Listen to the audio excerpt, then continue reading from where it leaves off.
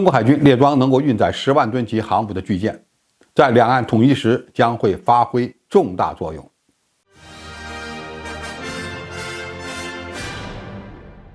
观众朋友，大家好，我是付前少。央视最近的一组画面显示，解放军的一艘舷号834的全新半潜式起重舰列装后公开亮相。半潜船是一种船上的装载甲板能够浮出水面，也可以沉入水下的大型特种海运船舶。半潜船呢，又被称为海上平板车，它能够以半潜的方式在水中航行。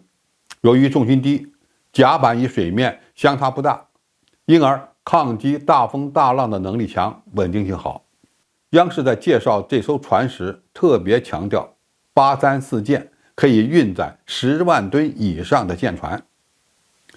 所以其外形尺寸和排水量是非常惊人的。当前这艘半潜船在几个不能公开的区域执行运输试验任务，航程达到约1000海里，被命名为饮马湖号的834半潜船是中国海军列装的第2艘大型半潜船。既然央视介绍该船可以运载10万吨级别的舰船，说明其的确有保障航母的潜在实力。也就是说，在紧急的情况下，饮马湖号可以载着大型舰船，将其运送到指定港口，或者在相关海域对航母或其他大型战舰进行抢修。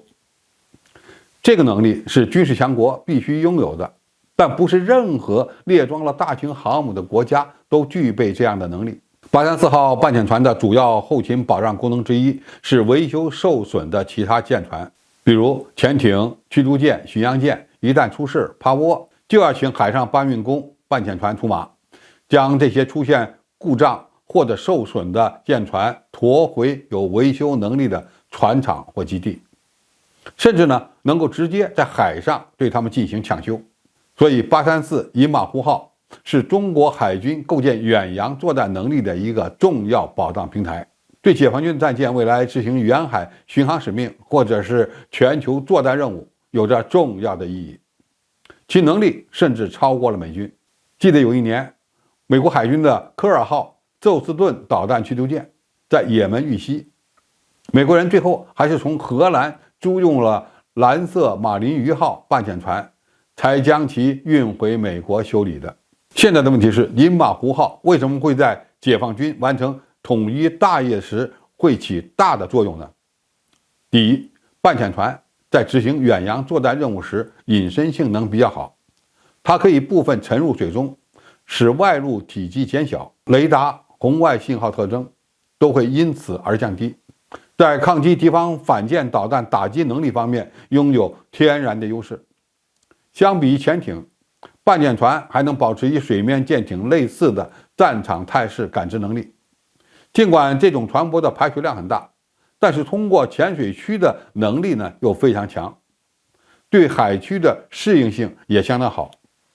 如果有必要，中国的半潜船在战时可以被改装成导弹发射平台，尤其在布置垂发系统上，无论是导弹的发射和制导都比较简单。在台湾东部海域实施构建战略防御纵深的战略任务，他们可能会比一般的军舰拥有更强的作战能力和战场生存能力。第二，半潜船是一种非常适合两栖作战的舰只，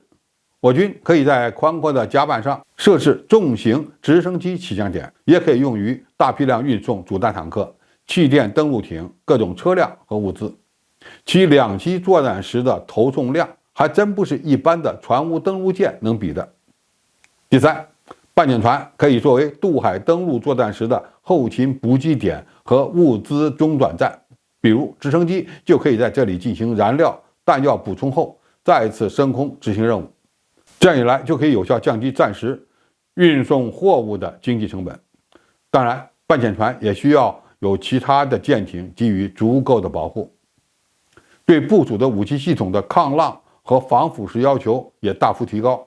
需要进一步研究。总体而言，我们从中国海军列装能够运载10万吨级军舰的半潜船就能看出来，中国海军正在努力构建远洋作战能力。另外，这种船只在和平时期还可以商用，在完成统一大业时，也可能会发展成为全新的导弹发射平台，或用于执行两栖作战任务，可谓是一举多得。大型半潜船的列装，标志着中国海军的综合作战能力和保障能力又提升到了一个新的高度。好，今天评述就到这里，谢谢大家收看，我们下期再见。